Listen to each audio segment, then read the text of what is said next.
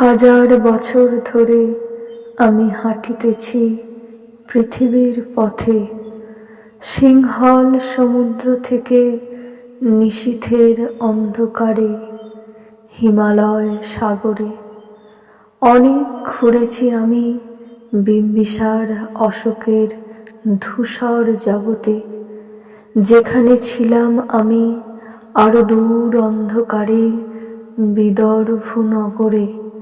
আমি ক্লান্ত প্রাণ এক, চারিদিকে জীবনের সমুদ্র সফিন। আমারে দুদণ্ড শান্তি দিয়েছিল নাটোরের বনলতা সেন।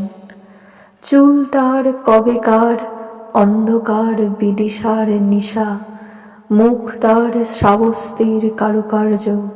অতিদূর সমুদ্রের পর হাল ভেঙে যে নাবিক হারাইছে দিশা, সবুজ ঘাসের দেশ যখন সে চোখে দেখে দারুচিনি দ্বীপের ভিতর, তেমনি দেখেছি তারে অন্ধকারে।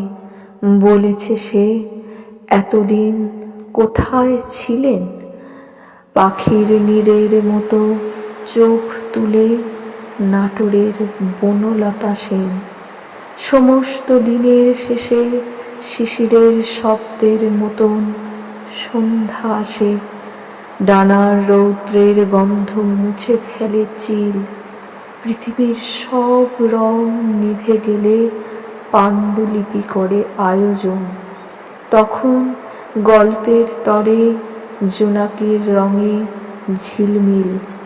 সব পাখি ঘরে আসে, সব নদী ফুরায়, এ জীবনের সব লেনদেন। থাকে শুধু অন্ধকার, মুখোমুখি বসিবার বনলতা সেন।